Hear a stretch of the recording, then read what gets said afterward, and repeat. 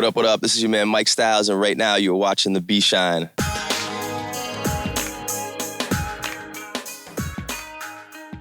It's interesting. I grew up in Andover, Mass, which is a suburb 20 minutes north of Boston, where hip-hop is not the music of choice, I guess is the best way to put it. It was like late in high school, there were some kids that listened to hip-hop and around the lunch table would like start to freestyle and stuff. And I noticed immediately that they were whack and I could do it better. And that was the first thing I think that inspired me, was that, I was into hip hop a little bit and I appreciated the music. I definitely didn't know it like I do now, but these kids basically inspired me to say, hey, if you can do it, I can do it better. And so basically I remember writing my first rhyme was basically dissing these kids at school, and they sucked, so they couldn't come back with anything. And for me, it was so easy. The first time I wrote a rhyme, it was like I had done it before, even though it was the first time I'd ever done it. And I enjoyed that. And then from there, it was just a love that grew as I went to college in New York, which was the antithesis of growing up in the suburbs outside Boston. And when I was down there, basically my love for hip hop just grew to the point where my junior year of college, I didn't know what I wanted to do. I dropped out because I wanted to be an MC and not a sportscaster anymore, which is what I went to school for. So it wasn't actually the environment necessarily initially. It was just that, it was something that first time I heard other people trying to do it, and I just said to myself, I could do that, My first CD I ever got was Mama Said Knock You Out by LL Cool J, 1990. My first tape actually was Thriller, which, MJ is hip hop no matter what, people say about him. But I remember getting that CD, and, that was at a time where, MTV Raps was out there. I mean, for me, being from the burbs, you didn't have the internet like that back then. I'm an older guy. We're talking like, early 90s. And so, when MTV Raps was on, that would be something that I would go to see. Wu-Tang would be on there, or, Gangstar, or someone like LL. And, back then, because it wasn't so prevalent, the culture wasn't where it is today. There wasn't the internet. It was something where, whenever you got little glimpses of hip hop, you just gravitated towards it and you wanted to soak all of it up. And I remember, I played that CD till it just skipped all the time. But that was my first CD, and that was one of the records that kind of got me into hip hop. And I dabbled in it along the way, but it was really high school where it picked up, and from there it's been ever since. My first 12-inch single I ever did was with the Schizophrenics. It was Come On Dude. It was me, Rex, and Schizophrenics. And they played on a Jammin' 94.5, which is like the rhythmic or urban hip hop station out here in Boston. And that's how I met Roy Barboza, who was the DJ there. And we became fast friends. Long story short, basically, I ended up getting a job at Jammin' and got into the street team and promoting on Jammin'. And when Ludacris did Southern Hospitality, Roy said to me, hey, you should do a remix of that. And I said, all right. And so I got the instrumental, and I wrote what became Andover Hospitality and talked about smoking bowls instead of throwing bows. I handed it to Roy when I was done, and he put it right on the air. And that was kind of like, one of the first things that got me out there a lot was that people didn't know, A, who I was, and B, who was this guy rapping about Andover, over a Ludacris beat, which at that time, it wasn't like everybody was doing remixes like they did in, a little bit later in that decade, when the mixtapes were really popping. So that was something that really got my name out there initially. I think that the most important thing that I did when I decided that I wanted to go down that path of, being an artist was that I just immersed myself in the scene. At the time we didn't have, leads shows. It was Pete from Detonator Records and Diff Entertainment, and he'd bring national acts to the Middle East and local acts would open for him, and I'd go to every show. And after a while you network, and then, you get a look, and he says, hey, you can open up in this next show. So, all right. So then you start doing the shows. Then you start, meeting all the artists. And it was just basically through networking and basically just, becoming a part of the scene where you get your name out, at least within the scene. I can't ever not admit, though, that, the airplay that I got on Jammin' for both those first two records, both Come On Dude and then for Andover Hospitality, weren't a big part of it, because they were. My parents are always supportive. I mean, they didn't understand it. My dad, he grew up in the Depression, so he like I said, he really didn't understand the music, but I think he saw that there was talent, there was passion there.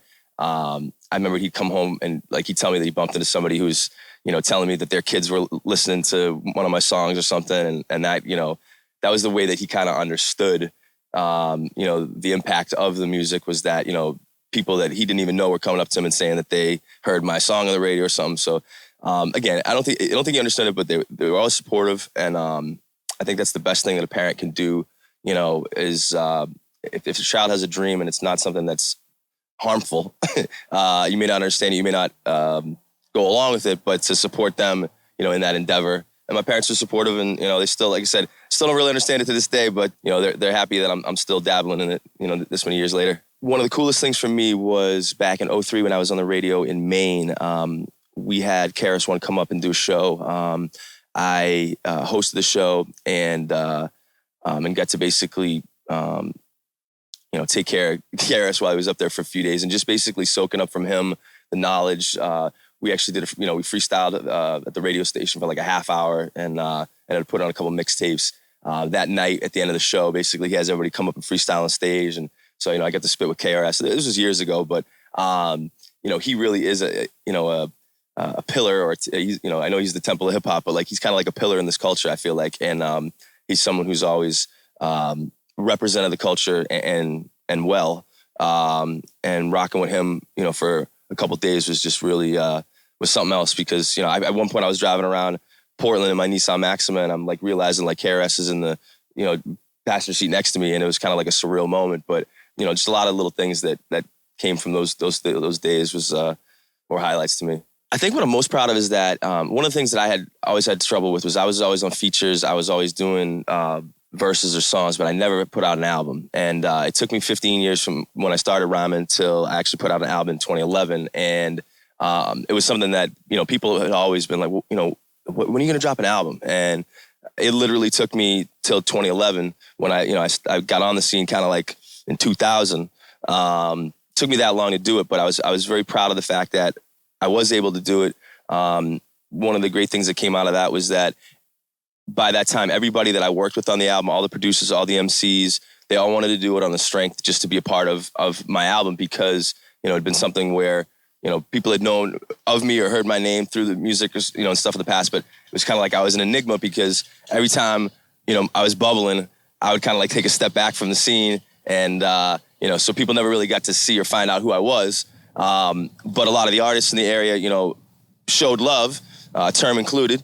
And basically, you know, all I did for that album was pay to record it. And it's basically the piece of work that I'm most proud of. It was something almost like a bucket list thing that I had to do, was put out an album, which I did. I would say that that's what I'm most proud of is actually dropping an album. I'm one who always looks at it like it's the quality of the material, not the quantity.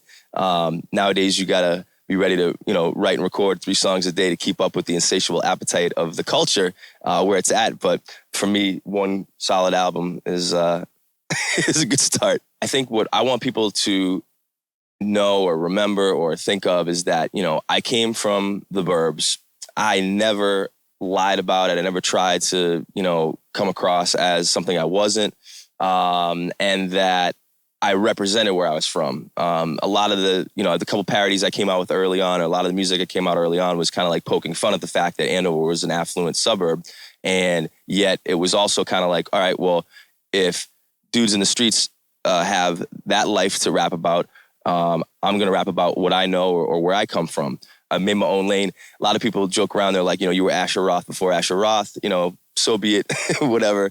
But I just want people to remember that you know, I had a true love for the culture, and I kept it real. I wasn't, you know, trying to do something or say something that wasn't me, which I think is something that a lot of artists, you know, fall into that trap. They hear the music and they think that they have to make music like it, as opposed to making the music that is impactful to them. In my sophomore year, my junior year of college, I suffered for the first time in my life an episode of what I would later call chronic depression. And the fact that I've been living with depression in my life for almost half of it now, I've stepped away from the music many times because of it. I've actually, in a way, I look at it like I sabotaged my own career, you know, struggling with that. But the fact that I'm still here now, people still have an interest to interview me all these years later. The fact that I'm still involved with the culture, if not at the level that I was before emceeing. You know, I'm still DJing.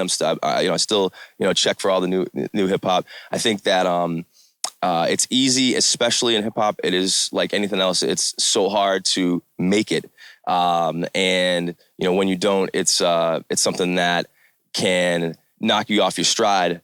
But just like I guess Aaliyah once said, dust yourself off and try again. And so perseverance and just, being able to overcome the fact that many times I basically shot my own career in the head and I left it for dead. And, at least kept coming back to it. That theme reigns throughout the album. It's About Time that I dropped in 2011 was, alludes to that a lot, that what I went through in the past. And so I guess that's something that I've overcome and I'm proud of. The B-Shine is the shit. B-Shine.